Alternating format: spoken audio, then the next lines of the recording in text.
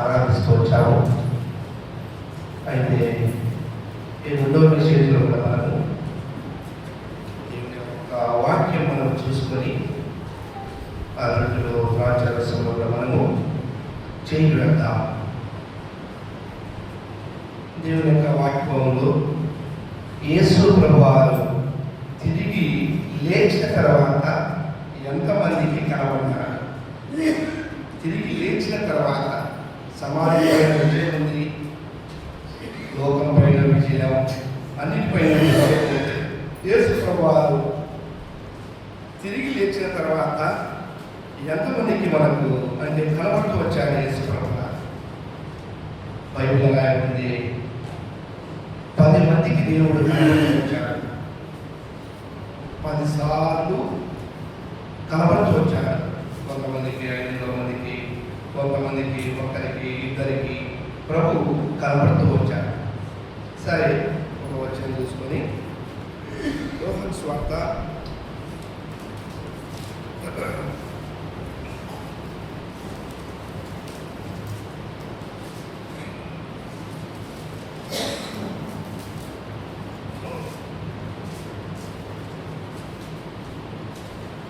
20వ అధ్యాయం 1వ వచనం. యోహాను సువార్త 20వ అధ్యాయము 1వ వచనం. అందరం కలిసి గట్టిగా బిగ్గరగా చెప్తాం. ఆదివారం ఇంకనూ చీకటిగా ఉన్నప్పుడు మగ్దలేనే మరియా పెందలు అక్కడ సమాధికి వచ్చి సమాధిలో ఉన్న రాయి తీయబడ్డ చూచాను. దేవుని సాయం కోసము చిన్న ప్రార్థన చేసుకున్నాం.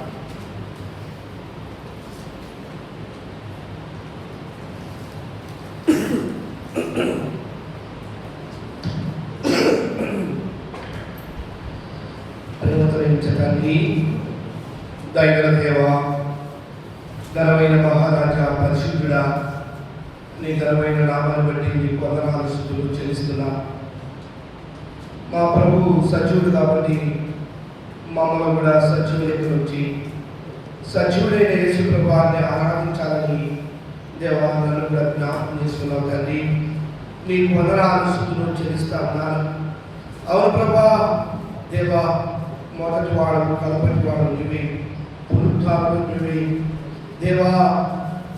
మరొకసారి అవునైనా ఒకప్పుడు నేను దేవా బొంద మనసుతో, కఠిన మనసుతో, గుడితనంలో, అంధకారంలో, తెరవలేని జీవితము, అలాంటి నా బ్రతుకు పాడైపోతూ నశించి నరకాన్ని వెళ్ళిపోతున్న నన్ను నువ్వు జ్ఞాపకం చేసుకొని నా తండ్రి లేఖన ప్రకారం చనిపోయి తిరిగి లేచి ప్రభా నన్ను కూడా దేవా మరణం పైన నాకు విజయం ఇస్తూ వచ్చావు. 2వ మరణం పైన నీకు వందనాలయ్యా. కన్నులు నా కన్నులు తెరవేస్తూ వచ్చావు ప్రభా, నీకు వందనాలు. నా మనసు దేవా తెరవేస్తూ వచ్చావు ప్రభా, నీకు వందనాలు. నా బ్రతుకు నేను మారుస్తూ వచ్చావు తండ్రి, నీకు వందనాలు. దేవా నేనే మొదటి వాళ్ళను కడపటి వాళ్ళను అని నువ్వు మాట్లాడుతూ వచ్చావు తండ్రి, నీకు వందనాలు. ఆయనతో కూడా కూర్చోబెట్టడానికి దేవా నన్ను జ్ఞాపకం చేసుకున్నావు తండ్రి, నీకు వందనాలు. ప్రభా నువ్వు తిరిగి లేవడం వల్ల ఎన్నో అద్భుతాలు నా జీవితంలో చేస్తూ వచ్చావు, ఎన్నో ఆశ్చర్య కార్యాలు చేస్తూ వచ్చావు. ఎఫెసీ 2:7 ప్రకారం కూడా జ్ఞాపకం చేసుకుంటూ వచ్చావు తండ్రి, నీకు వందనాలు.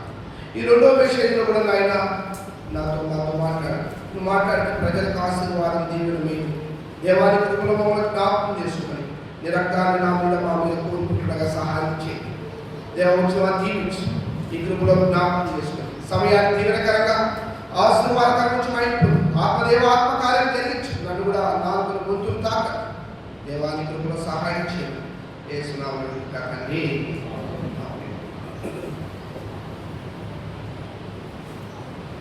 దేవుని యొక్క వాక్యంలో యేసు ప్రభువారు చనిపోయి తిరిగి లేచాడు దినము. అయితే మనం చదువుకున్న లేఖన భాగాల్లో యోహాను సువార్త 20వ అధ్యాయము 1వ వచనం చూడండి. 20వ అధ్యాయం 1వ వచనం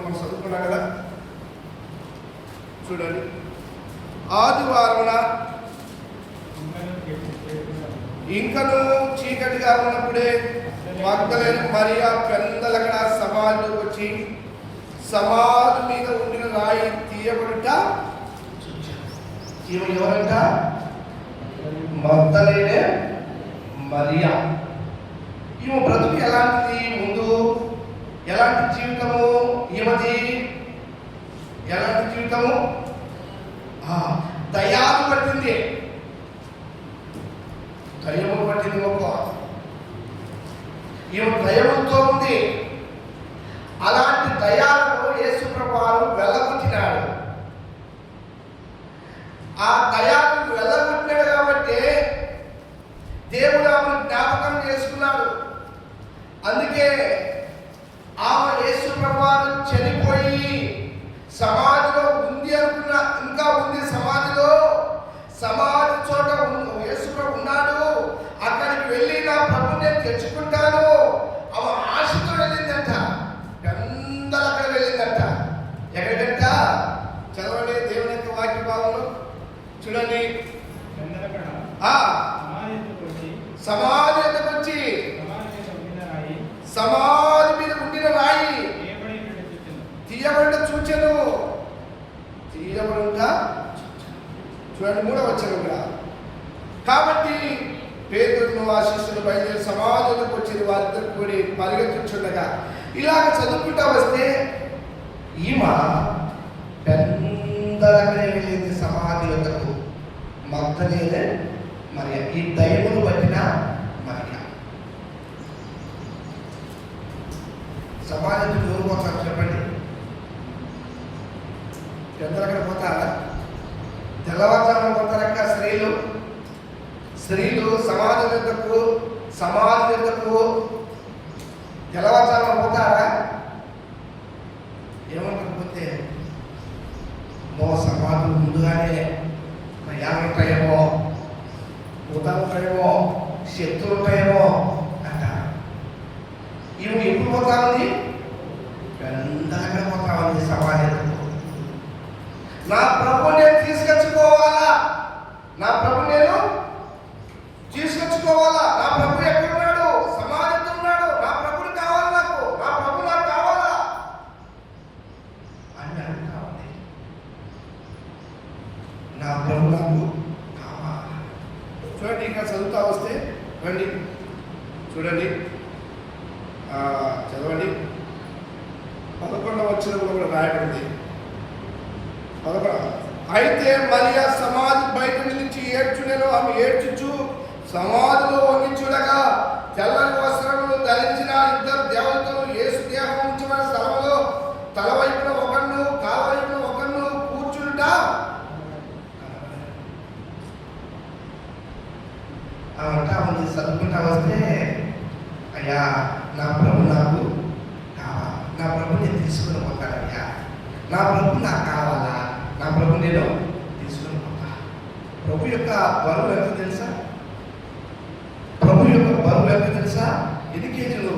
యేసు ప్రభు బరువు ఎన్ని కేజీలు తెలుసా? 85 కేజీలు యేసు ప్రభు యొక్క బరువు. 85 కేజీలు.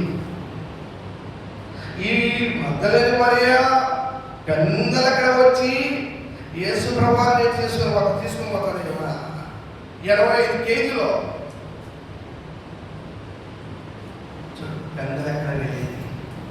దీని అర్థం ఏంటంటే మనం కూడా పెద్దలక్కడనే లేయక ముందే ఎవరి దగ్గర పోవాలా? ప్రభు పాదాల దగ్గర పోవాలి, మోకాళ్ళ మీదకి పోవాలి. దాని అర్థం మోకాళ్ళ మీదకి పోవాలా, దేవుని ఆరాధించాలా, దేవుని స్తుతించాలా, దేవుని గానం చేయాలా, దేవుని హెచ్చించాలా. పెద్దలక్కడనే దేవుని యొక్క స్వరము మనం వినాలా, దేవుని యొక్క స్వరం వినాలా. అందుకే చూడండి, మనకంటే తెల్లవారం లేకపోతే పక్షులు పిచ్చుకలు ఏం చేస్తూ ఉంటాయి? కావ్ కావ్ గీస్ గీస్ అని అరుస్తూ ఉంటాయి, ప్రభుని ఆరాధిస్తూ ఉంటాయి, హెచ్చిస్తూ ఉంటాయి, ప్రభుని కనపరుస్తూ ఉంటాయి. బైబిల్ చెప్తుంది, ఆకాశ పక్షుల కంటే మీరు శ్రేష్ఠులు గారా? పిచ్చుకల కంటే మీరు శ్రేష్ఠులు గారా? వాటికంటే ముందే మనం పెద్దలుగా ఎవరికి వెళ్ళాలా? ప్రభు యొక్కకు వెళ్ళాలి. ప్రభా, నీ స్వరము నాకు వినిపించు నాయనా, నాతో మాట్లాడు ప్రభా అని దేవునిలో మనము ఆరాధన చేయాలి. దేవుని మనం స్తుతించాలి. ఉదయం లేస్తాను దేవుని స్తుతించాలి. గ్రంథము చదువుకోవాలి. అందుకే అక్కడ పాట పాడతారు కదా, ఉదయము లేచి నీ స్వరము వినుట నాకు ఎంతో మధురాతో. ఉదయము లేచి నీ స్వరము వినుట నాకు ఎంతో మధురాతో. దినమంతటి కొరకు నన్ను సిద్ధపరచు, రక్షించు ఆపదల నుండి, రక్షించు ఆపదల నుండి. నీ స్వరము వినిపించు ప్రభువా, నీ దాసుడాలకించును. నీ స్వరము వినిపించు ప్రభువా, నీ దాసుడాలకించు. ప్రభువా, నీ స్వరము నాకు వినిపించు, నీ దాసుడు మగ్దలేని మరియ పెద్దలకడే ప్రభు యొద్దకు వెళ్ళింది. మనం కూడా పెద్దలకడే ప్రభు యొద్దకు వెళ్ళాలా? ప్రభు యొద్దకు వెళ్ళాలా? ప్రభు సన్నిధిలో, ప్రభు ఇంట్లో, లేకుంటే మన ఇంట్లో ఏం చేయాలా? కన్నీళ్ళు కాచాలా, ఏడ్చాలా. మన కోసం ఏడ్చాలా, మన పిల్లల కోసం ఏడ్చాలా, మన బంధువుల కోసం ఏం చేయాలంట? ఏడ్చాలి. అందుకే పెద్దలక్కడ మగ్దలేని మరియ వెళ్ళింది. ఉదయాన్నే వెళ్ళింది. నా ప్రభు నాకు కావాలా, నా ప్రభు నాకు కావాలా, నా ప్రభు నాకు కావాలా. ఉదయాన్నే ప్రభు ఎందుకు వెళుతున్నావా? మన ప్రశ్న ఏంటంటే, ఉదయాన్నే ప్రభు ఎందుకు వెళుతున్నావా? మన కుటుంబం కోసం ప్రభు ఎందుకు వెళుతున్నావా? మన ఇంటి కోసం ప్రభు ఎందుకు వెళుతున్నావా? మన బంధువుల కోసం ప్రభు ఎందుకు వెళుతున్నావా? మన పిల్లల కోసము ప్రభు యొద్దకు వెళుతున్నావా? మగ్దలేని మరియ పెద్దలకడే ప్రభు యొద్దకు వెళ్ళి, మనం కూడా పెద్దలకడనే. అప్పుడు మరేమరా యేసులో ఉన్నాడు కాబట్టి భూలోకంలో వెళ్ళింది. ఇప్పుడు మనం పోవాల సంబంధం తక్కువ. పెద్దలకడ పోవాలి దేవుని దగ్గర. అందరికంటే ముందు నా ప్రభు నేను ఆరాధించాలా, అందరికంటే ముందు నా ప్రభునే స్తుతించాలా, అందరికంటే ముందు నా ప్రభునే నేను గణపరచాలా. అలాంటి ఆశ మనకు ఉండాలి.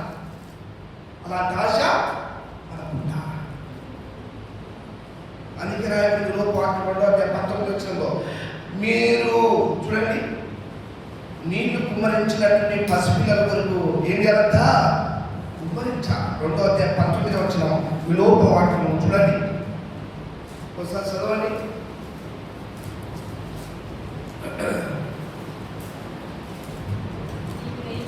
నీవు లేచి మొదటి జామున మొరపెట్టించాలి. నీవు లేచి మొదటి రేయి జామున ఏం చేయాలంట? మొరపెట్టాలి. మొదటి జాము. మగ్దలేని మరియమ్మ పెద్దలక్కడ వెళ్ళింది. మనం కూడా ప్రభు యొద్దకు వెళ్ళినప్పుడు మొదటి జాములోనే ప్రభుని ఆరాధించాలి, ప్రభుని స్తుతించాలా, ప్రభుని గణపరచాలా, ప్రభుని హెచ్చించాలా. మనము అలాంటి ఆశ ఎవరుకుంటారా? ఎవరుకుంటారంట? మనకుంటారు. అందుకే యేసు ప్రభు అంటాడు, ఏమంటాడంటే చూడండి, దేవుని యొక్క వాక్యం మాట్లాడుతుంది.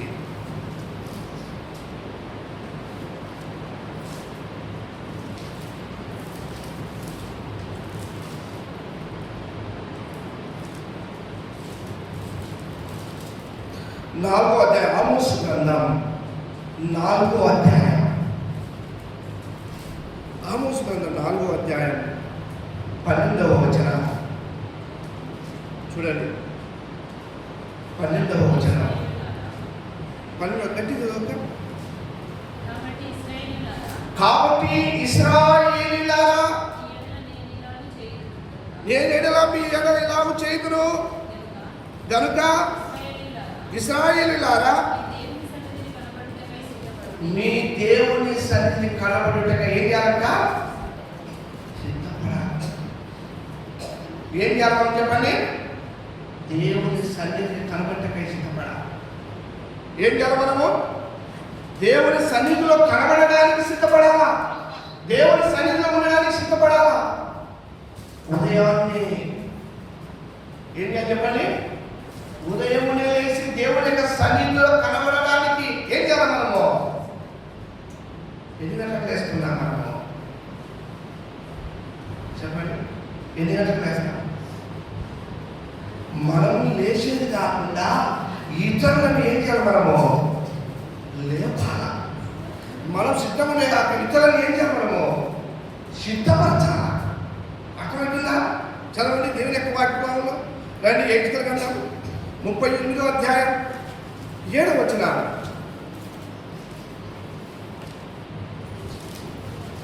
ఎన్నికల గ్రంథం 38:7.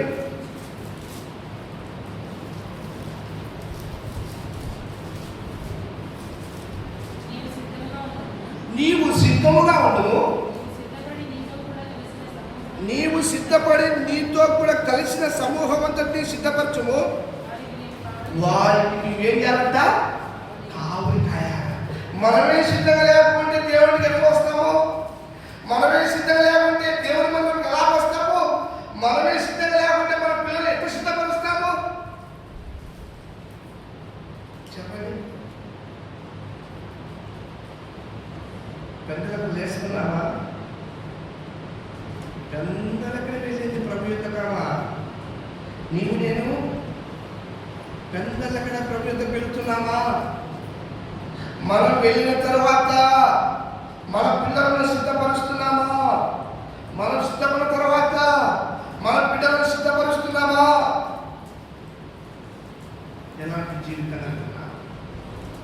అలవాటు అక్కడ నిద్రపోతున్నారు తెలుసా? మనం ఎట్లా వస్తున్నాం దేవుని మందిరానికి? దేవుని ఇంటి కోసం ఎలా వస్తున్నాం? మనము దేవుని ముఖ దర్శనం చేసుకోవడానికి ఎలా వస్తున్నాము? దేవునికి ముఖ దర్శనం చేసుకోవడానికి, దేవునికి సన్నిధి రావడానికి ఎలా వస్తున్నాం మనము? యెహోవా కార్యమును అశ్రద్ధగా చేయువాడు ఎవట? శాపగ్రస్తుడుగా రాయబడింది. మనకంటే పక్షులు పిచ్చుకలు అన్ని శుద్ధిస్తా ఉంటే వాటికంటే మనం శ్రేష్ఠులము. మనం ఎట్లా శుద్ధించాలా చెప్పండి? శుద్ధించాలా వద్దా? శుద్ధించాలా వద్దా? చెప్పాలి మీరు. ఒక వ్యక్తి నేను చూశాను, ఖచ్చితంగా 3 లేస్తాడు. ఆయన దేవుడు అటు ఇటు ఉన్నాడు, 3 లేస్తాడు. 4 దాకా ఆయన ప్రార్థనలో ఉంటాడు. 4 దాకా ప్రార్థనలో ఉంటాడు. గంట రేపు దేవుడు ఆరాయిస్తూ ప్రార్థన చేస్తాడు. ఆ గంట 4 అయిపోతానే మళ్ళా పడుకుంటాడు. మళ్ళీ ఖచ్చితంగా 5:30 లేస్తాడు. మగవాళ్ళని ఆయన డ్యూటీకి పనికి వెళ్తాడు. అంటే ఏం తెలుసా? నేను అడిగాను, ఏమన్నా 3 గంటలకి లేచావు, గంట రేపు నేను టైం పెట్టుకున్నాను, ప్రార్థన చేశావు, మళ్ళీ పడుకున్నామంటే, బ్రదర్ నాకు అలవాటు బ్రదర్. పక్షులు ఉదయాన్నే లేచి శుద్ధిస్తూ ఉన్నాయి, పిచ్చుకలు దేవుని శుద్ధిస్తూ ఉన్నాయి. వాటికంటే ముందు నేను ఆరాధించాలి. నా యొక్క ఆశ, నాకు జీవం పోసిన దేవుని, నన్ను ఆయుష్పడించే దేవుని, నన్ను సజీవులెక్కించే దేవుని ఉదయాన్నే లేచి ప్రభు ఏం చేయాలా? ఆరాధించాలి. అది ఆశ. నాకు ఆశ మనకు ఉండాలి. ఆశ మనకు. అందుకే పెద్దలక్కడ వెళ్ళింది. ఎక్కడికి? ప్రభు ఇంటికి వెళ్ళింది. నీవు నేను పెద్దగా వస్తున్నామా? ఉదయాన్నే దేవుని స్వరం వినడానికి.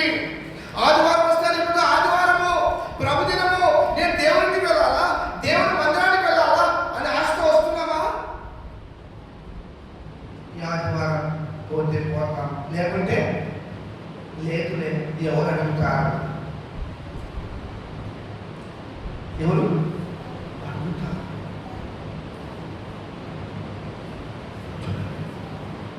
మరియమ్మ చేసిన మేలు దేవుడు అంటే మగ్దలేని వారు చేసిన అద్భుతాలను బట్టి ప్రభు నన్ను మర్చిపోలే. ఆమె దయను వెలగొట్టాడు యేసయ్య. దయను వెలగొట్టడం అంటే ఆశమాసనా? ఏమంటే ఆశమాసనా? దయను వెలగొట్టాలంటే మగ్దలేని వారు దయాన్ని వెలగొట్టాడు. ఆమె దేవుడికి కృతజ్ఞులైంది, త్యాగం కలిగింది. నా ప్రభు ఎందుకు నేను వెళుతా.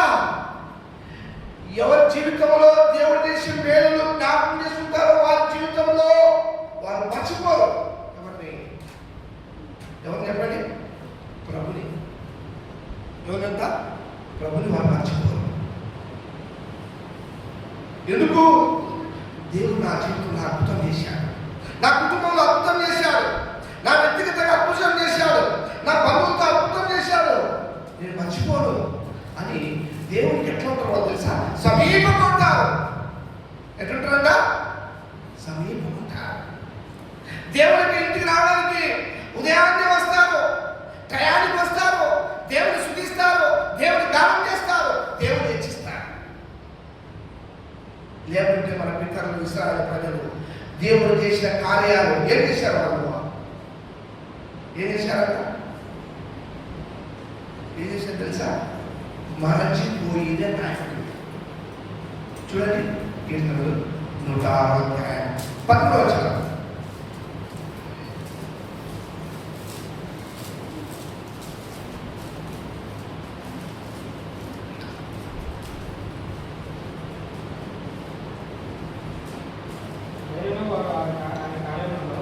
అయినను వారు ఆయన కార్యములను వెంటనే మర్చిపోయింది. 106:13. అయినను ఆయన కార్యములను వెంటనే మర్చిపోయింది. మన పితరులు ఇశ్రాయేలు ప్రజలు మగ్దలేని వారు మర్చిపోయిందా? మర్చిపోయిందా? మగ్దలేని వారు మర్చిపోయిందా? మర్చిపోలే. వాళ్ళ జీవితంలో చెప్పండి మీరే, ఎన్నిసార్లు ప్రభుని మర్చిపోతా ఉన్నావు? నిన్ను కలగించిన వాడిని, నిన్ను సృష్టించేవాడిని, నిన్ను పుట్టించేవాడిని, నిన్ను రూపొందించిన వాడిని, నీకు ఆయుష్ ఇచ్చిన దేవుని, నిన్ను జ్ఞాపకం చేసుకున్న దేవుని, నిన్ను కాపాడుతున్న దేవుని మర్చిపోతున్నావేమో. దేవుని ఇంటిని మర్చిపోతున్నావేమో, దేవుని కార్యాలు మర్చిపోతున్నావేమో, దేవుని అద్భుతాలు మర్చిపోతున్నావేమో, దేవుని మేలును మర్చిపోతున్నావేమో, ఉదయాన్నే ప్రభు ఎందుకు రాకపోకుండా, దేవుడిని రాకపోకుండా ఆగిపోతున్నావేమో.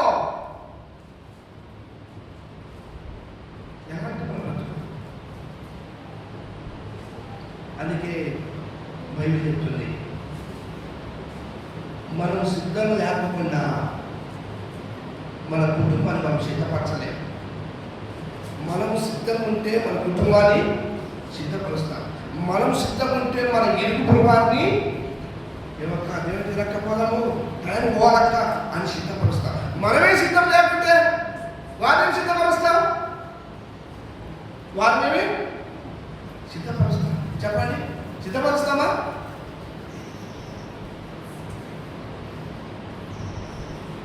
అందుకే పెద్దలకు వెళ్ళింది మగ్దలేని మరియ. నా ప్రభు నా ప్రభుని చూడాలా, నేనే చూడాలి మొట్టమొదటిగా, నా ప్రభుని చూడాలా. ఆశ మనకు కూడా ఆశ ఉండాలా. ఏం ఆశ? నేను మొట్టమొదటిగా మందిరంలో పోయి కూర్చోవాలా, మొట్టమొదటిగా నేను మందిరంలో పోయి కూర్చోవాలా, మొట్టమొదటిగా నేనే వచ్చే వారందరి కోసం మొట్టమొదటి నేను ప్రార్థన చేయాలా. ఆశ ముందు నేనే కనపరావాలా, నేనే కనపరావాలా. ఎక్కడా ఎక్కడక్క చెప్పాలా? నేను నిద్రపోతే నాకు నిద్ర వస్తుంది. దేవుడి మందిరంలో మొట్టమొదటిగా నేను కనపరావాలని ఆశ ఉంటే ఇరుగు వారి కోసం, రాకున్న వారి కోసం, వాళ్ళందరి కోసం ఏం చేయాలా? అలాంటి ఆశ మనకు ఉండాలి. అలాంటి ఆశ. రక్షణ పొందావు, బాప్తిసం తీసుకున్నావు, ఎన్ని సంవత్సరాలు అయింది? దేవుడు నమ్ముకొని ఎన్ని సంవత్సరాలు అయింది? ఎంతమంది కోసం ఉదయం లేస్తానే దేవుని స్తుతించాలా, దేవునికి ప్రార్థన చేయాలా, ఆ కుటుంబం కోసం, ఈ కుటుంబం కోసం, బంధువుల కోసం ఆశ కలిగి ఉన్నావా? అలాంటి తపన మనకుందా? అలాంటి బ్రతుకు మనకుందా?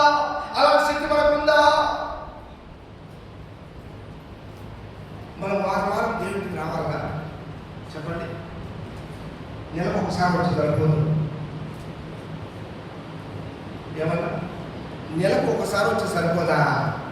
వారం కలపరావాలి మందిరంలో రమ్మని ఎవరు చెప్పినారు? చెప్పండి. యేసు ప్రభు చెప్పారు, ప్రతి ఆదివారం దేవుని మందిరం ఏం చేయాలంట? కనబడాలి. ఒక ఆదివారం ఆప్షన్ కూడా కాబట్టి మనము దేవుని యొక్క ముఖ దర్శనం మనం చూసుకోవాలా, దేవుని స్వరూపం మనము చూసుకోవాలా, దేవుని యొక్క స్వరూపంలో మన అక్కర్లని తీర్చుకోవాలి. అందుకే ప్రతి ఆదివారం దేవుని మందిరం ఏం చేయాలంట? పాల్గొనాల. ప్రతి ఆదివారం పాల్గొనాల. ఈ ఆదివారం వస్తాం పండగకు, ఈ పండగకు వస్తాంలే, మళ్ళా వచ్చే పండగకు వచ్చాంలే అని అనకూడదు. బైబిల్లో రాయబడింది, ప్రతి ఆదివారం దేవుని మందిరంలో ఏం చేయాలంట? పాల్గొనాలని రాయబడింది. పాల్గొనాల. ఒకవేళ ఒక ఆదివారం నుండి దేవుడికి రాకపోయినా దేవుడు ఆర్డర్ వేసుకుంటాడంట. ఏం వేసుకుంటాడంట?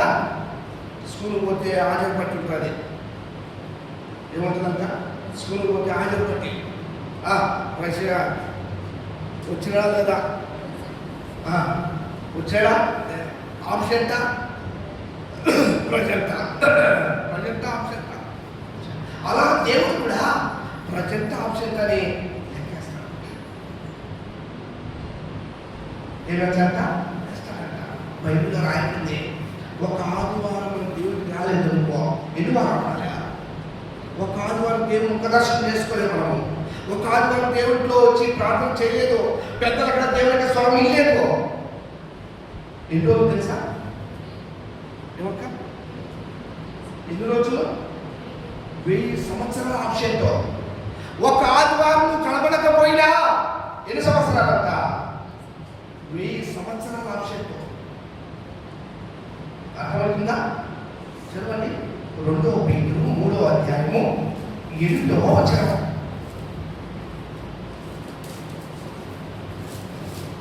2 పేతురు 3వ అధ్యాయం 8వ వచనం. ఇలాగా ఈ సంగతి మర్చిపోకుని ఏమనగా ప్రభు దృష్టికి ఒక్క దినము 1000 సంవత్సరాలు, 1000 సంవత్సరాలు. మీరే చెప్పండి.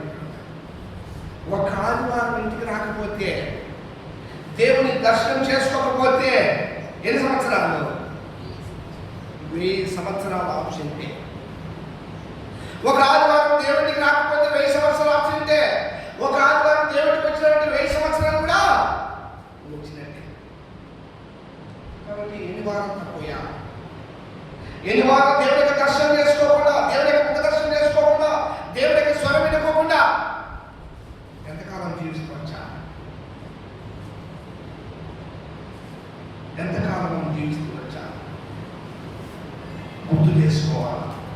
అందుకే ఉదయం లేస్తానే మనం దేవుని స్వరం వినాలా, ప్రార్థన చేసుకోవాలా. ప్రార్థన అయిపోగానే దేవుని యొక్క గ్రంథాన్ని ఏం చేయాలంట? గ్రంథాన్ని ఏం చేయాలా? చదవాలా. దేవుని గ్రంథాన్ని చదవాలా. బైబిల్ ఉందా? దేవుని గ్రంథం చదవాలా. ప్రతిరోజు దేవుని ముఖ దర్శనం చేసుకోవాలి. మనం ప్రతిరోజు పెద్దల ప్రభు ఎదురు వెళ్ళాలి. మనం ప్రతిరోజు వెళ్ళాలి. ఎక్కడ వెళ్ళాలా? ప్రభు యుద్ధకు. చూడండి, ద్వితీయోపదేశకాండం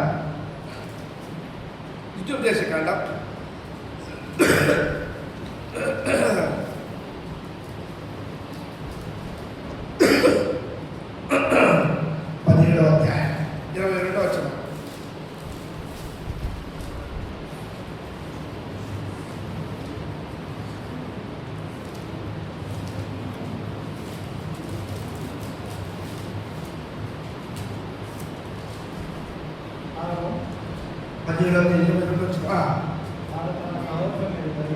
కావున తన సహోదరుల మీద గర్వించి ఈ ధర్మమును విడిచిపెట్టి కుడికి కానీ ఎడమ కానీ తాను తొలగనట్లు తన దేవుని యెహోవాకు భయపడి ఈ ధర్మశాస్త్ర వాక్యములన్నిటిని ఈ కథ అనుసరించి నడవ నేర్చుకున్నట్టు తాను బ్రతుకు దినములన్నీయు ఈ గ్రంథము చదువుచుండవలెను. ఏ గ్రంథం అంట? మన చేతిలో ఉండే గ్రంథాన్ని చదువుతున్నావా? ఈ గ్రంథం చదువుతున్నావా? ఉదయాన్ని గ్రంథం చదువుతున్నావా? ప్రభువా నాతో మాట్లాడు అని చదువుతున్నావా?